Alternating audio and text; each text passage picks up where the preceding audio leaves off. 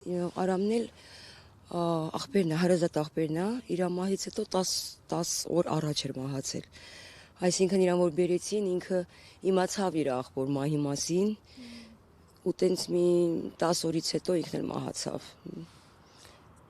Այնուհետև ինձ առայ։ Չէ, ինքը գնացել էր պրոստը կամավոր։ Հա, զանգեց ինձ ամսի 27-ին, ասեց ես գնում եմ։ Հասցրեցի, գնացի իրան տեսա, ճանապարհեցի, աղբերն էլ իր հետևից գնացել, իր փուճր աղբերն էր։ Կամավոր, հա։ Արտորեն է խոսել եք, ինչ էր պատմում, ինչ էր ասում։ Թե չէ կավացել։ Ինքը, չէ, իհարկե ես իրան ինքը հիվանդանոցում 2 շաբաթ պարկել էր։ Ինքան պինդ էր իրան պահում, չնայած որ հետո մենք իմացանք թե ինչքան ինքը ծանր վիրավորված էր։ Մենք պրոստը ապշացինք թե ինքը ինչքան պինդ էր իրան պահում, ոչ ասում էր որ իր մոտ այդպես ահավոր ցավեր էր։ Որտեղ է ինձ ընկել։ Իրանց չգիտեմ որտեղ էր կոնկրետ, բայց ինչ որ բան էր պայթել ու այդ պայթյունի ասկոլկաները մտել էին մարմինը ու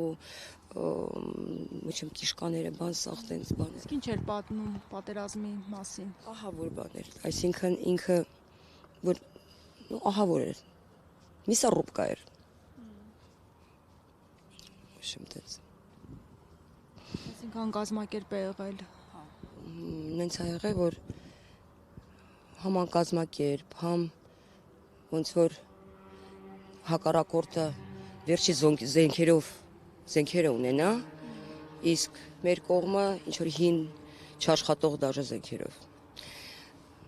Ինչ էր պատճառը ձեզ համար հիմա 5 տարի անց վերլուծելով իրադարձությունները, իրավիճակը, ինչ ենթադրություն ունեք։ Ինչի պատճառը։ Որը անկազմակերպ էր։ Չեմ ուզում քաղաքացիացնել, չեմ ուզում ոչ մի այդպես բաներ, ինչ որ մեղադրանքներ ոչ մի չեմ ուզում։ Ես տեղ եկել եմ այսօր Կարենի մոտ ու Արամի մոտ։ Թե ինչի եղավ, ոնց եղավ, դա ես չեմ կարող անալիզ տալ։